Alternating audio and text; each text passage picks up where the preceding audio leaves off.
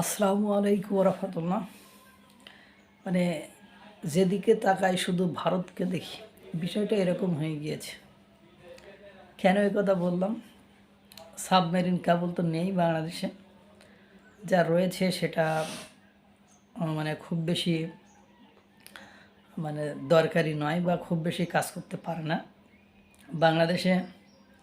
মানে ব্যান্ডউইথ আমদানির ক্ষেত্রে, মানে ব্যান্ডউইথ বাংলাদেশে যে ব্যান্ডউইথ আমদানি করা হয়, এটা মোটা দাগে ভারত থেকে আমদানি করা হয়।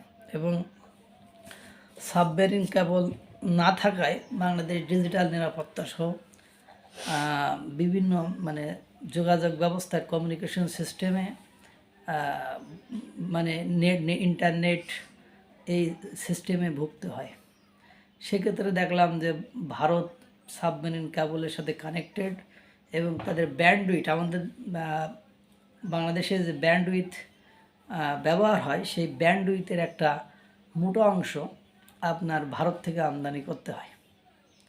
তাহলে যেদিকে তাকায় শুধু মানে ভারত ভারত ছাড়া গতি নাই, বিষয়টা এরকম হয়ে গিয়েছে।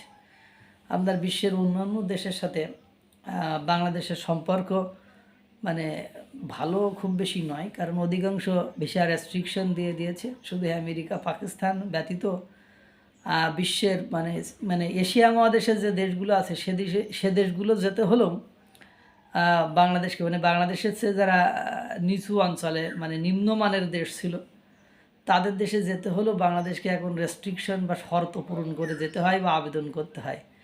এটা বাংলাদেশকে কোন জায়গায় নিয়ে দাঁড় করিয়েছে এটা বলার অপেক্ষা রাখে না।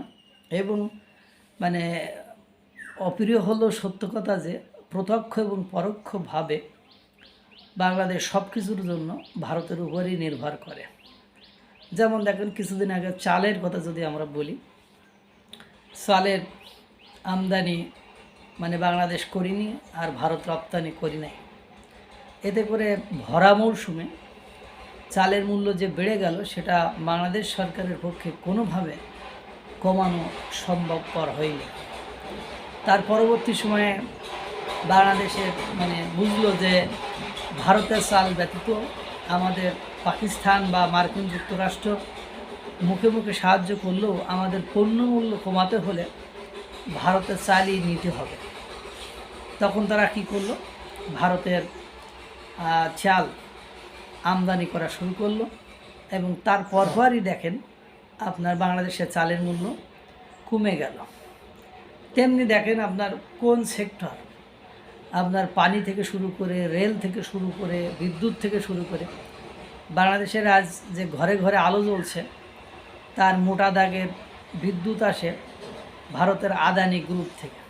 এবং আদানি গ্রুপের কাছে হাজার হাজার মানে কোটি টাকা মানে বাংলাদেশ সরকার দেনা, এটা আদায়ের জন্য আদানি গ্রুপের মানে মানে চেয়ারম্যান বা প্রধান উনি কিন্তু মানে ডক্টর ইউনূসের কাছে মানে লেটারও পাঠিয়েছেন যে আমার বকেয়াটা আপনারা পরিশোধ করে দেন। অর্থাৎ আদানি গ্রুপের কাছে মানে এই যে আদানি গ্রুপকে নিয়ে মানে শেখ হাসিনা চলে যাওয়ার পরে আদানি গ্রুপের সাথে অন্যায্য চুক্তি হয়েছে, মানে সেটা মেনে নেওয়ার মতো নয়, এই ধরনের কথাবার্তা কিন্তু উঠেছিল। সেই আদানি গ্রুপে যদি বিদ্যুৎ না দেয় তাহলে বাংলাদেশের ঘর, বাংলাদেশের কলকারখানা এগুলো বন্ধ হয়ে যাবে। এটার বিকল্প উপায় এখনও বাংলাদেশের কাছে তৈরি হয়নি।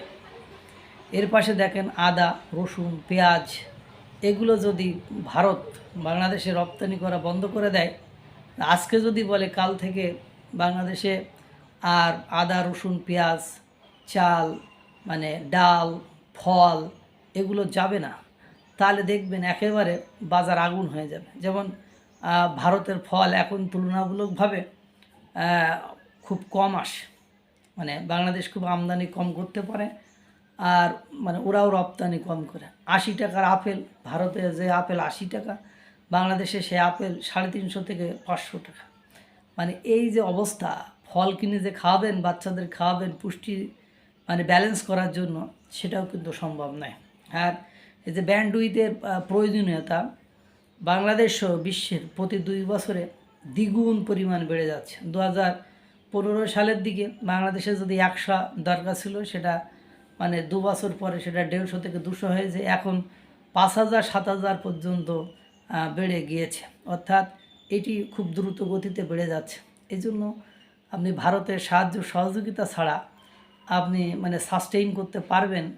যেমন আপনাকে খরা, আপনাকে বন্যা, অসময়ে খরা, অসময়ে বন্যা, মানে মানে সীমান্ত উত্তেজনা, মানে পার্বত্য চট্টগ্রাম অঞ্চলে উত্তেজনা, মানে এই চিকেন নেক নিয়ে উত্তেজনা, বিভিন্ন উত্তেজনার মধ্য দিয়ে আপনাকে সময় পার করতে হবে এবং সময় কাটাতে হবে।